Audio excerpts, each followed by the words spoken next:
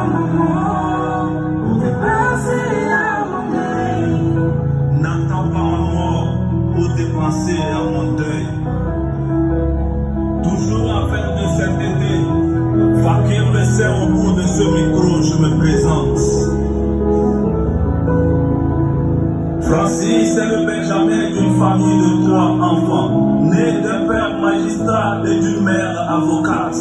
Enfant de papa et maman, il a connu une adolescence, enfance et vie parfaite. Le malheur lui tomba sur la tête un soir quand il rentrait du service. Il subit un grave accident qui lui paralysa et fut dans un fauteuil roulant. Peu de temps après, son épouse lui quitta.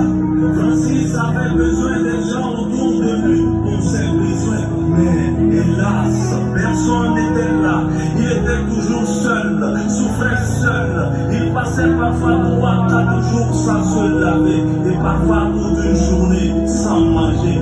Pourtant, il avait tout à ses côtés, sauf quelqu'un pour l'aider et prendre bien soin de lui. Dépassé par ce manque d'affection à son égard et sa souffrance, il finit par plonger dans les soucis, la dépression et est mort.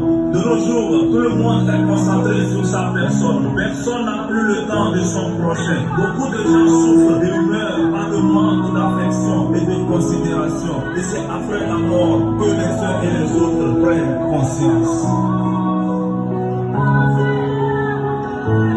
Aime-moi vivant, n'attends pas maman pour mes pauvres ton amitié. Aime-moi vivant, n'attends pas maman pour dépasser à mon deuil. Aime-moi vivant, n'attends pas maman pour mes pauvres ton amitié. Aime-moi vivant, n'attends pas maman pour dépasser à mon deuil.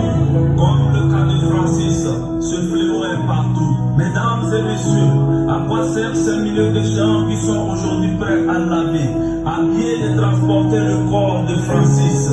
Il avait besoin de ces gens de son vivant. Avions-nous une fois pensé à les offrir ce dont ils avaient besoin, à les chérir, les honorer, les aimer, les aider? Ils avaient plus besoin de nous lors de leur vivant. Arrêtons de célébrer les morts, de dépenser sur les